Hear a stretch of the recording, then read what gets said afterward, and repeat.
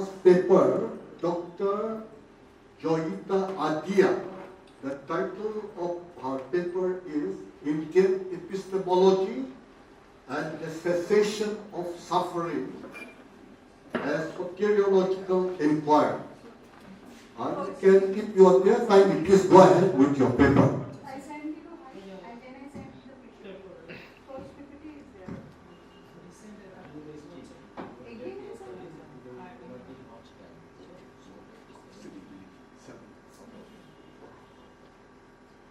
first.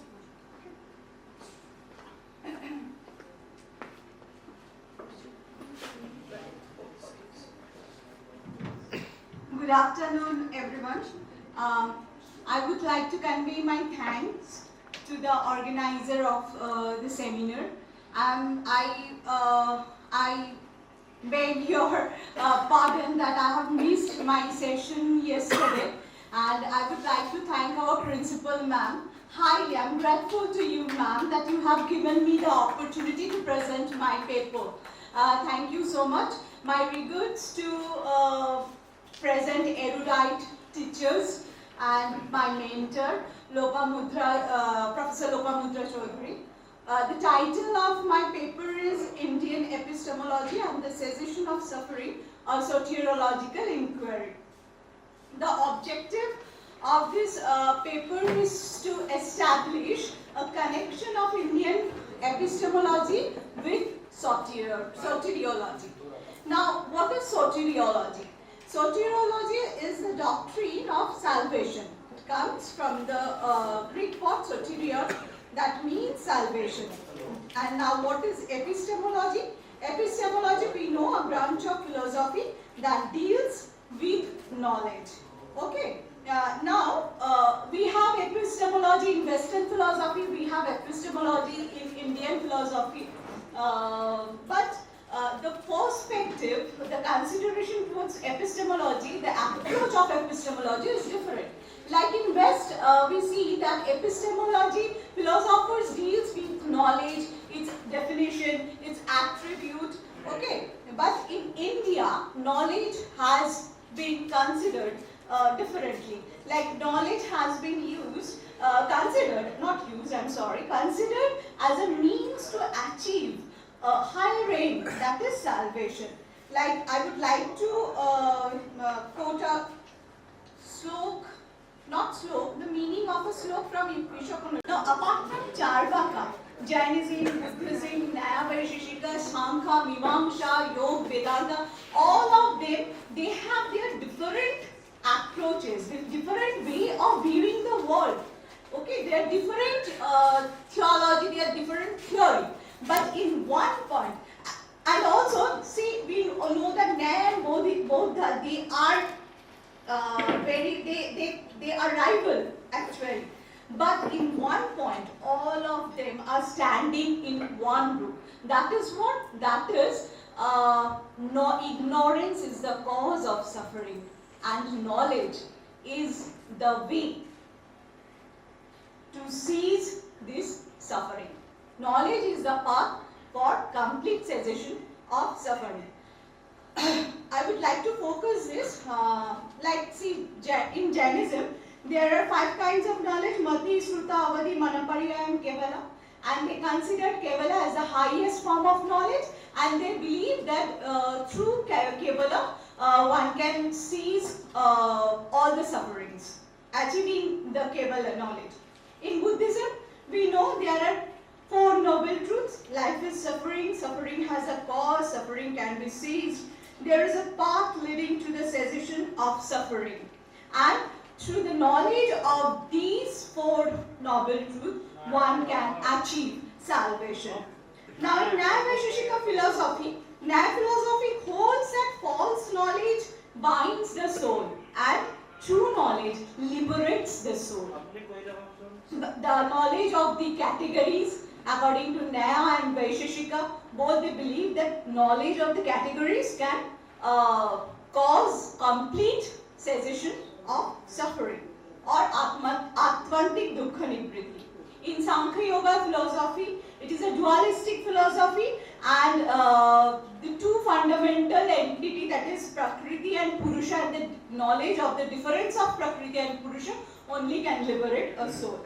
Advaita Vedanta and Vishishtadvaita Vedanta, they are very much, their epistemology is very much soteriological, and due to the constraints of time, I am telling in one line, that is, they put stress on Shruti, that through the Shruti, Shabda, one can achieve liberation. Now we have talked about this connection of that epistemology is a doorway to salvation. It causes complete cessation of suffering.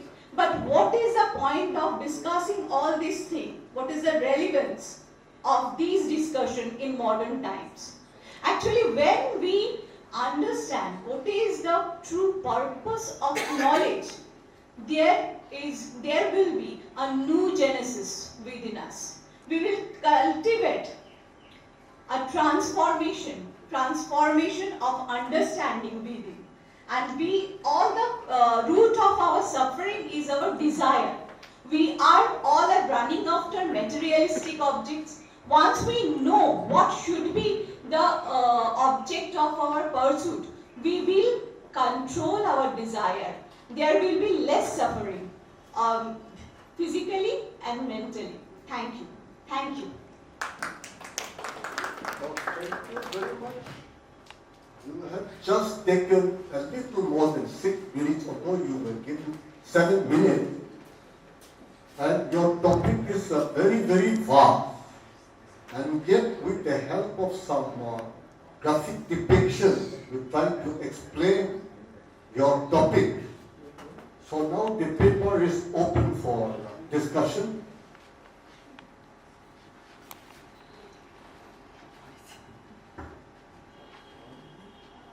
Actually, it's not a question, just a suggestion. You could add in Central philosophy about the three sufferings, Adibhautika, Adidayvika. So, Adibhautika, Adidayvika. Yes, so, ma'am, it is yeah, added into the concepts of time. Only. Thank you. you. Thank you, ma'am.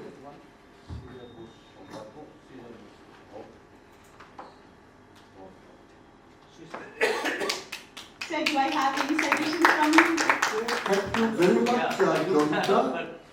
Now, we come to the last paper, that is by Srija Bose. Topic is contested definition, epistemic injustice, misgendering, and the provisional category of woman. Please go ahead with your presentation. Or you are here present.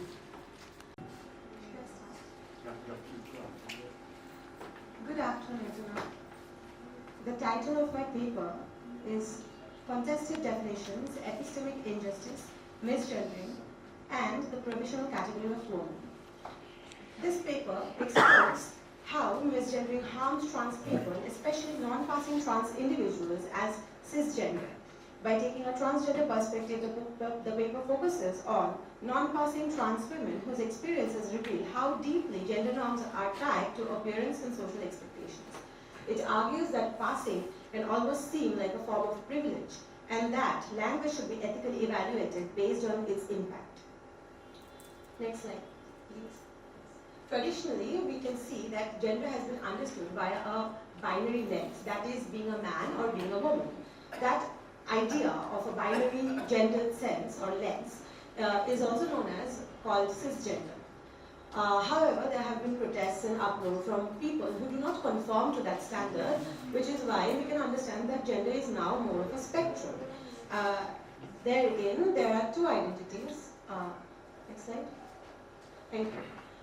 Gender identities can further be classified into binary aligned trans identities and gender non-conforming identities, under which there is transgender man, transgender woman, and under gender non-conforming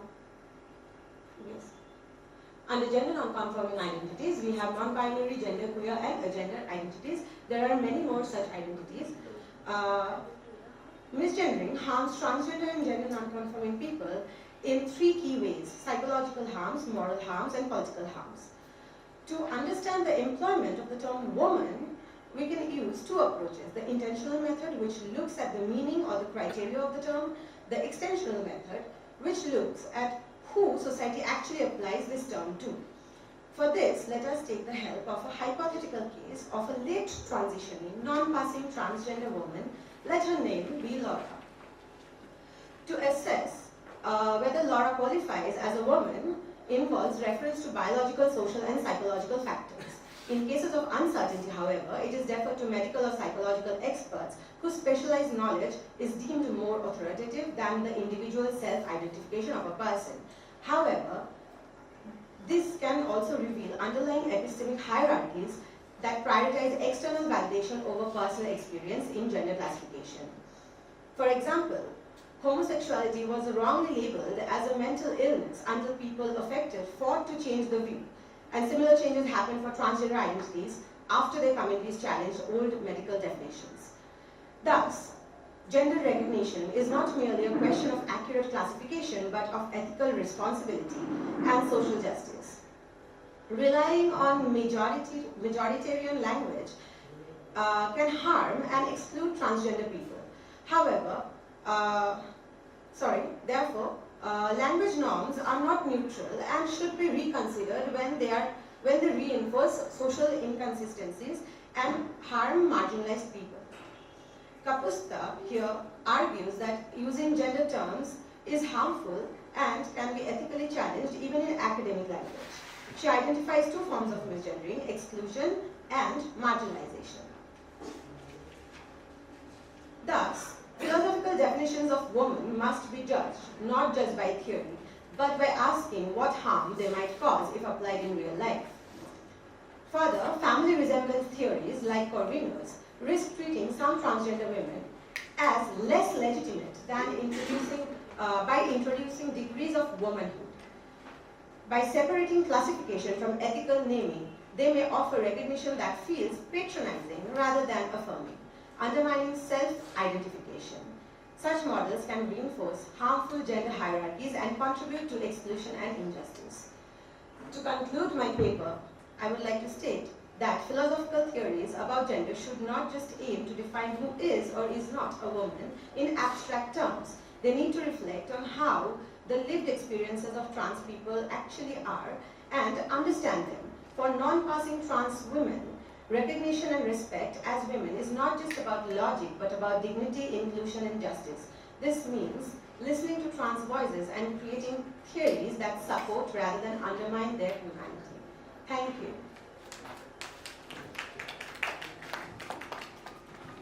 Our paper is very interesting and very significant, but in spite of the limited time assigned to her, she has been able to give important highlights.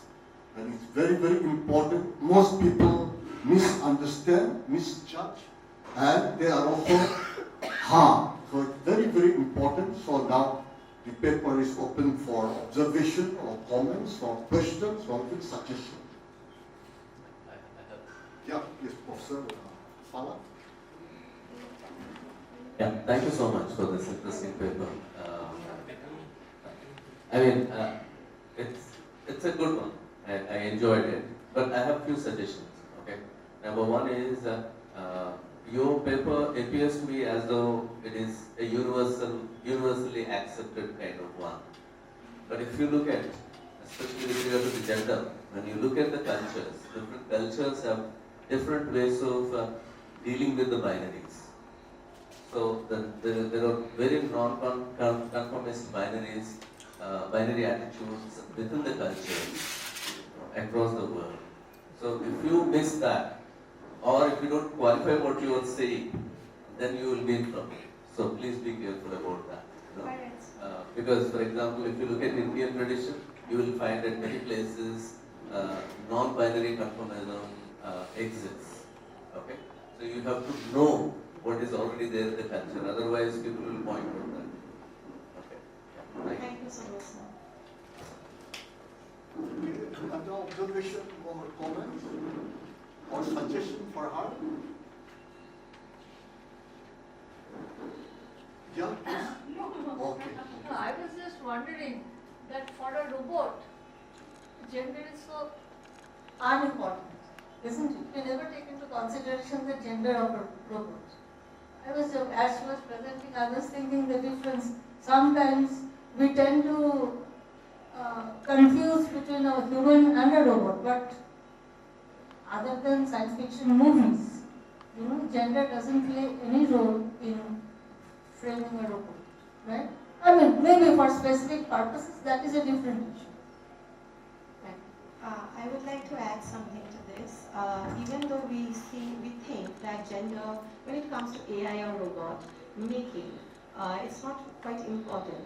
But rather, the first robot that was introduced to us, rather a cyborg which was introduced to us, still had a female body, which also shows us how so much of the emotional and reproductive labor is exploited out of a woman, which is why we do rely on a woman's body, and that's why a woman's body is often depicted in most of these scenarios. And even with the problem of AI, there's been multiple cases of issues with deepfake issues, which, yes, so those are also harming mostly women and marginalized women, not just trans women, Dalit women across the societies. Like, we have to also understand why does it always come upon the woman to bear the onus of this. So, like, what harm did we ever do to the society for this to happen to us? So, that is all I have to add. Thank you so much. Yeah, if any other? Okay, if not, okay, I think one more.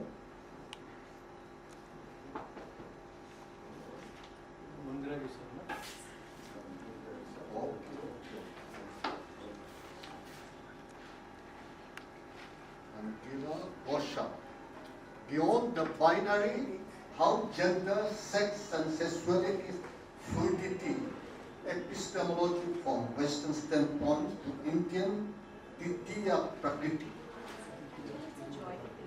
Okay, it's a joint paper. All right, okay, please. I have a suggestion. If it's a joint paper and you are going to present, I would request all of you to take seats. No, actually, ma'am, I'll present the Western part. Oh, okay. Please go to the part. All right, okay, no problem. Please go ahead. Traditional Western epistemology dealt with questions like what is knowledge, how does the human mind know, what are the objects of knowledge, and so on. However, it has been accused of not only male biases and sexism, but also of phallocentrism, which means a systematic discrimination of women at the conceptual, theoretical, and ideological level. Major philosophers of the traditional era considered women, their traits, and their methods as somehow naturally inferior to men. For example, Aristotle described female as incomplete male and also talked about gender-specific virtues such as a man's courage lies in commanding, whereas a woman's in obeying. Kant reinforced the idea, saying her philosophy is not to reason but to sense. He also maintained that a woman, regardless of her age, is under civil tutelage or incompetent to speak for herself. The characteristics of an ideal knower were set in accordance to the quote-unquote masculine traits such as detached, rational, objective, which they placed in striking contrast with the quote-unquote feminine traits such as emotion, sensitivity. By implication, women were excluded from the category of ideal knower. This male-centric approach not only failed to represent women but also invisibilized the plurality of gender and sexualities.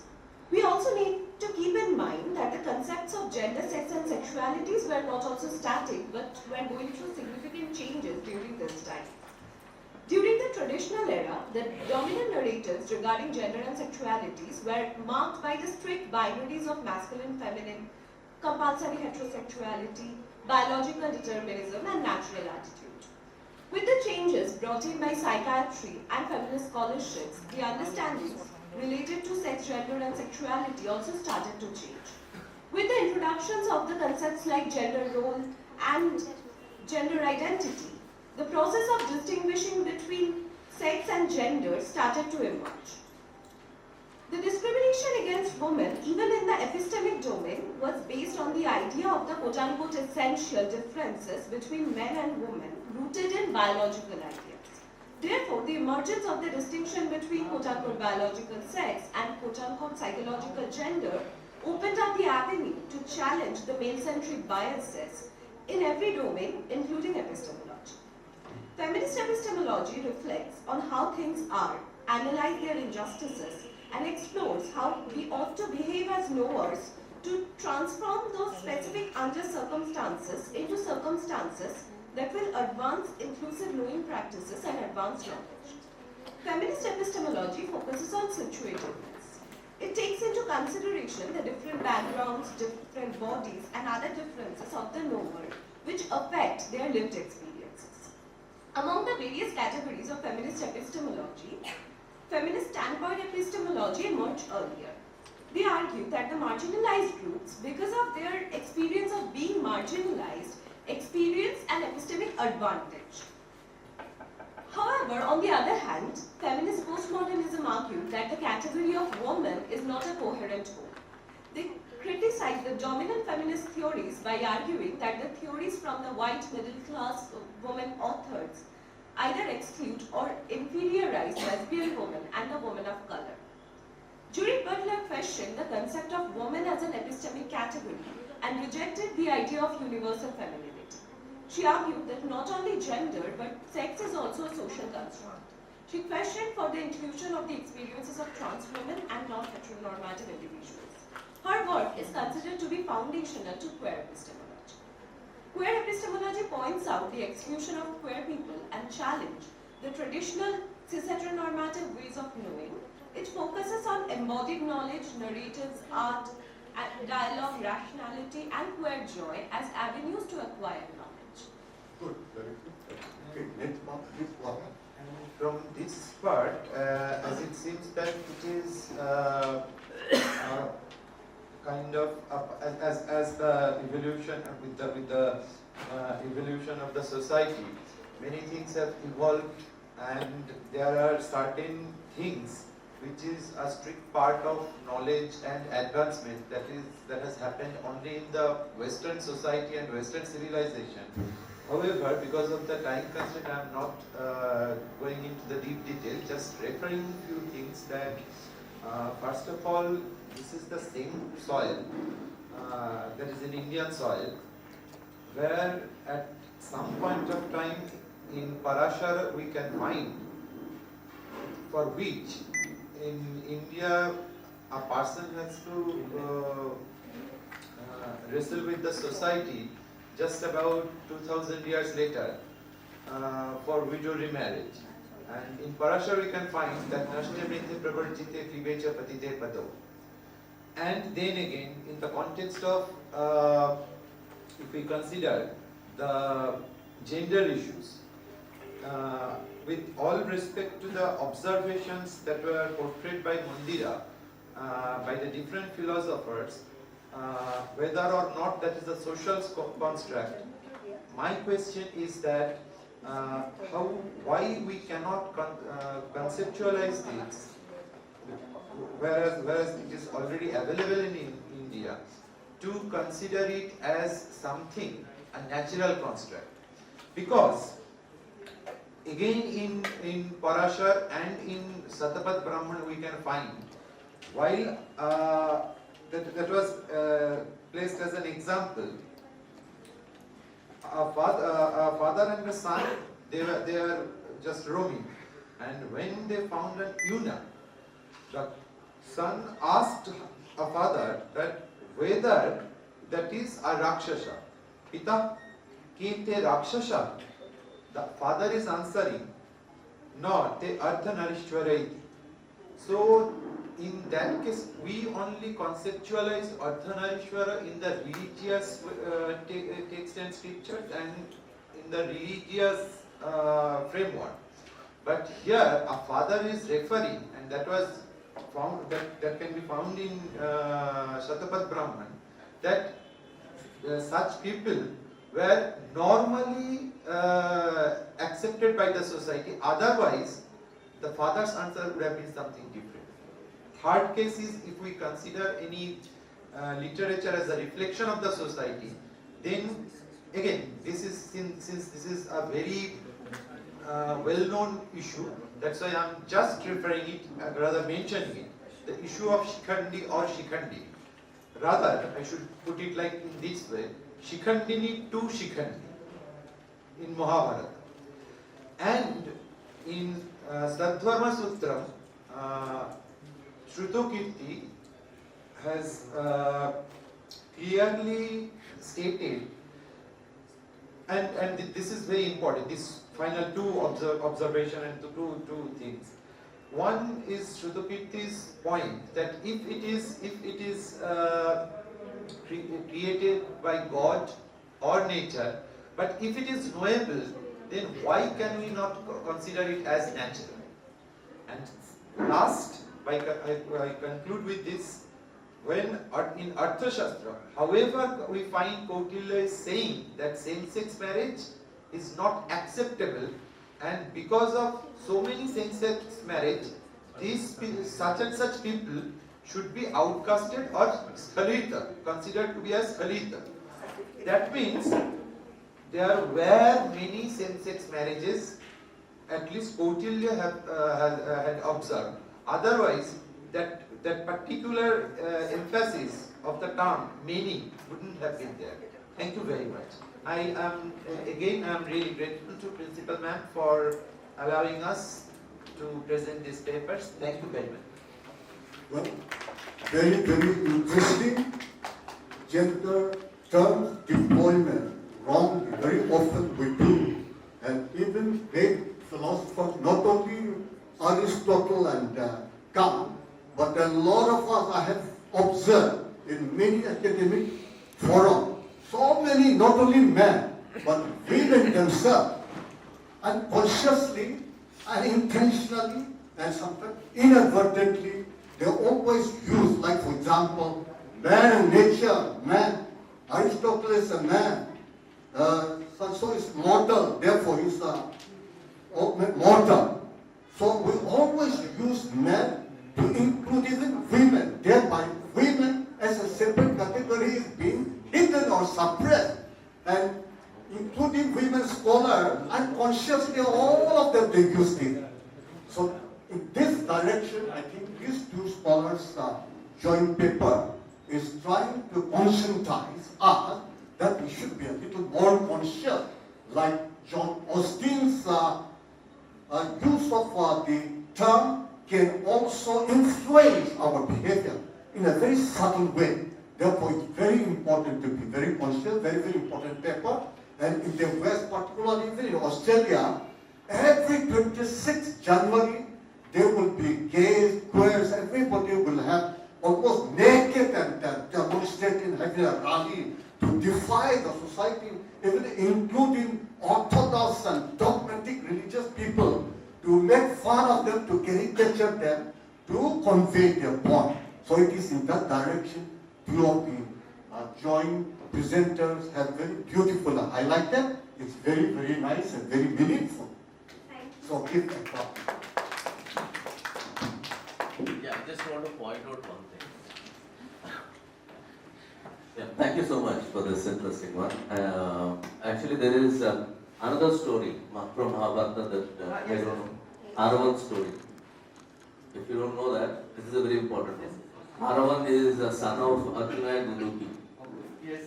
And he is a there is a temple in Tamil Nadu where worship of this happens. I visited. You know that? Okay. I actually wanted to cut it short. I think it's an interesting piece of work. I would like to possibly ask you to also consider the possibility that the representation of figures that do not conform to gender binary in myths and mythologies do not adequately represent the lived realities in these societies. So, for example, there is work by, for example, Revati, who happens to be a trans woman, about the experiences of Indras. They are called Thirumala or something, I forget the exact name. It does not really correspond to the rather positive rendition that you find in a lot of these epics. So, basic or using these epics as your data to make a claim about the social practices that existed 2000 years back, it's fallacious, I think. So we should be really careful about the kind of data we employ and what we want to infer from that. Otherwise, it becomes a bit problematic. No, actually, I have referred not only ethics, some other literary books which were based upon and still available and which were actually practiced. Books like Arthashastra, books like Dharma Sutram and Shatpad Brahman and Parashashan. Because those books were written for the different types of people of the society, and that was a kind of considered as a kind of a code book or law book. Right, so it might be useful to possibly look at literature that comes from the margins if you're making claims about the margins. That is my Yes, of course. To take literature that is really coming from the center and how they depict the margins might not possibly be the best. No.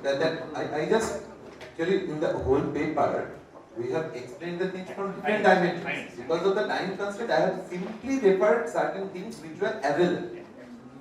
I mean, these things are not that it is completely post-Renaissance or post-Enlightenment or post-modern Western thought and something which was completely alien, and those people who are actually either proposing or opposing are making a nuisance debate or something. No, this is something which can be found in much earlier era, and that was always there with the evolution of the social dynamics. That was the simple thing. Yeah, just to add one more. I do agree with your argument that the text, whatever is written in the text, will not represent the society. I agree with that. But it has its own limitations. Even this perspective has its own limitations, because some of the texts, especially in Indian tradition, are not texts in that sense. For example, Mahabharata is, you can see a text of Mahabharata, but text of Mahabharata is enacted by the villages. So it's also a tradition, it's also a performing tradition, and it's also part of the lives of the people. If you go to some of the places. The temple that I'm referring to, Aravan temple, where in fact transgender people go there, they celebrate, and they are the gods there. And other people do go to take their blessings. So I mean, it's not just there in the text, it is being, it's on the ground. So that is how some of the texts, I do agree with your point. But there are some of the texts which are not just texts, they are traditions. So if there are multiple interpretations, then probably or multiple renditions of a particular. We have to be I agree. mindful of this plurality as well. I agree, but I mean, there are some few things which are actually practiced in at the ground level. That's what I was saying. Thank you. Very quickly. Okay, we'll give them a round of applause. Good, very good. Well done. So thank you, sir, for your nice sharing. Arguments must go on. वो तो जाते रहेंगे, लेकिन वक्त की के बारे में हम कभी भी तो रोकना पड़ता है. तो आशा करता हूँ अगले भी इस तरह से मतलब को हमको देखने में सौभाग्य मिलेगा. मैम यहाँ है और एसएस स्कॉलर हमारे यहाँ आएंगे, ये आशा करता हूँ. So this is the last time to conclude our session. The last three paper presenters, they will get a certificate and token of love from our Lupamudra Chaudhary ma'am. আপনাকে আবার কষ্ট দিতে চাচ্ছি ম্যাম, আপনাকে দিলে আপনি আমার মার মতন আবার একটু আসেন আর এদেরকে আপনি সার্টিফিকেট আর টোকেন অফ লাভ দিয়ে একটু আশীর্বাদ দিবেন. Doctor Joyida Adya, you are requested to receive the certificate. And next, Shrita Bose.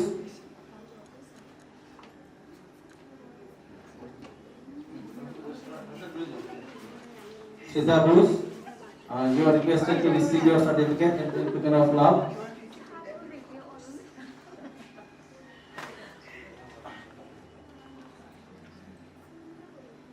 And last but not the least, Mandira Gusal, you are requested to come and to have your certificate and token of love from the Lupamudra Chaudhary ma'am. And our Guwahati team, they are ready to go because they may miss the bus. So all are requested to come in front queue and to take a last belated photograph. पहले photo खींच लेंगे, इसके बाद हम vote of thanks लेके हम programme Mandira Dusal.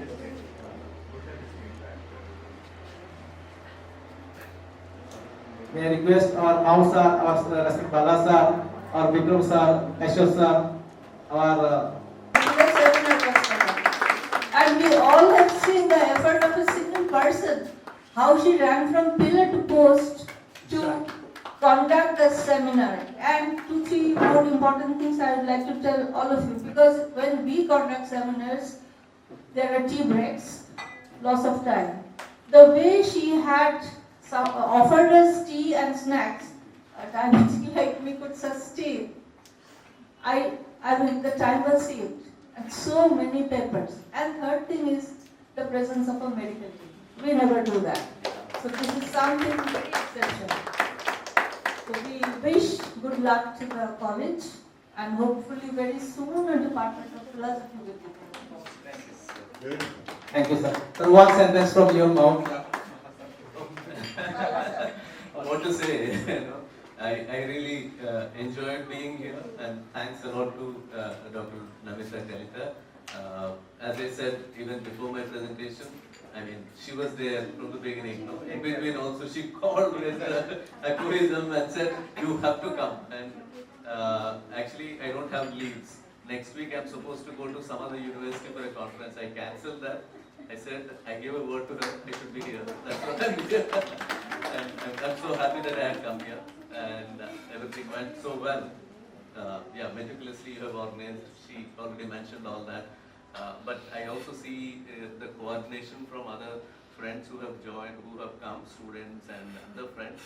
She has very good network. The team. You know, yeah, team, which is outside the college even. You know, that's what represents this cohesive. You missed the inaugural Sorry? You missed the inaugural Yeah, I missed it. It's my loss, I know. But thank you so much for this wonderful invitation. I really cherish these moments. Thank you. Yeah. Only thing I would like to mention that I am one of the witness that from the arranging the seminar, contacting the different person, and in fact from the buying the stationery, preparing the labels and making the gifts, in each and every aspect and each and everything in the seminar, I have personally noticed that how she has left no stone unturned.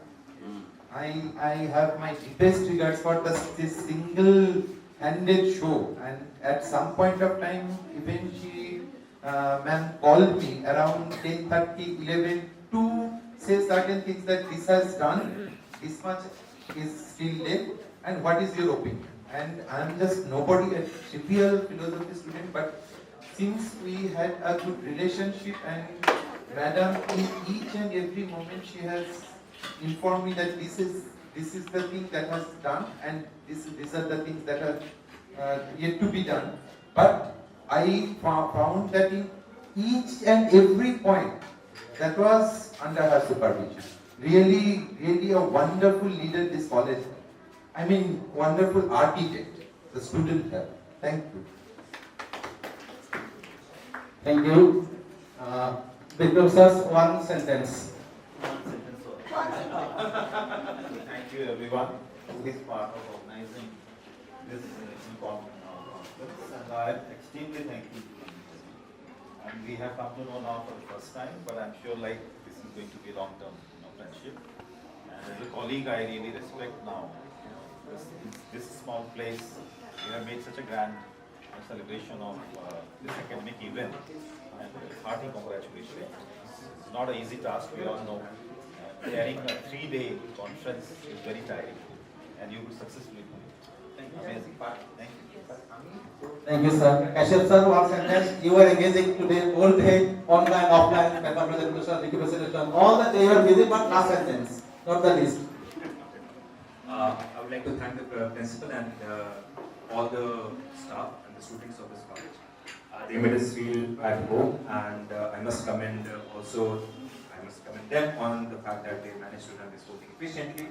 I wish I could say more than I could do more than just say thank you. Thank you, sir. Mausa, you are bombastic word. I need this. Okay, your speech gives us a heartthrob in our mind. Whenever you speak, we feel very energetic. How strong, how energetic you are. The last word from you, sir. Okay. Well, in short, I can only say that all of you, led by the Captain Namita, you all have wonderfully really arranged. And I would say, in agreement with Professor Mupamundra, not in any seminar or international seminar, I never got before so many items. And then tea, snack, good quality, ponds, then they keep flowing like river. Really. So we were all really feel so good about it. And the quality of the papers were also good, really good. And bringing people from so many places is also not so easy. So my big congratulations and deep appreciation to all of you, particularly your captain, Namita Kalita, for the great sacrifices that you all have made. Literally, I will not be able to make this much, frankly speaking. I won't be able to manage it. Yeah. Thank you so much. Thank you all. I cannot express good of thanks to all of you. That means ma'am asked me, but being the chief organizer, the one-man architect, one-man captain, just I will request ma'am just to go herself to all the Indian community of philosophy that have gathered here. आप सिर्फ जितना आपका प्रशंसा करें इतना कम होगा, लेकिन ये बोर्ड ऑफ थैंक्स मुझसे नहीं होगा. आप सिर्फ एक बार नमन कर दीजिए, आगे आप और बढ़ते जाएंगे. ये last speech from you. So, आपने हिंदी में बोला, तो मैं भी बोलना चाहूँगी. I have a broken voice.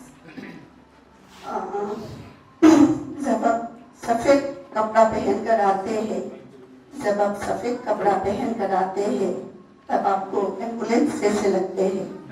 लेकिन फर्क इतना है, एम्बुलेंस घायल लोग को ले जाते हैं और आप लोग घायल करके देते हैं.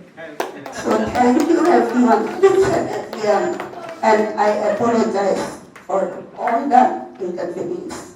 Thank you.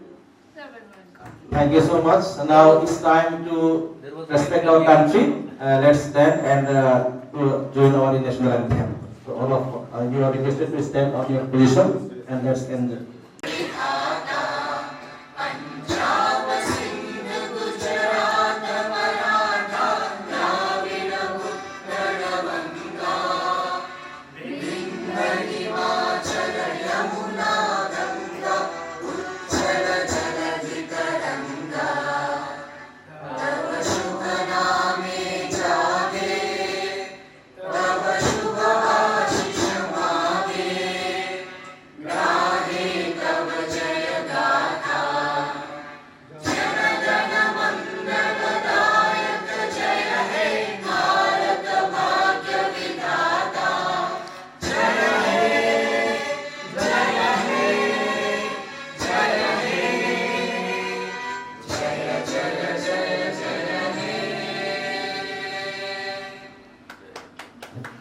Thank you. Long live ICPR, long live Photography Association of the College, long live all the departments. Thank you all.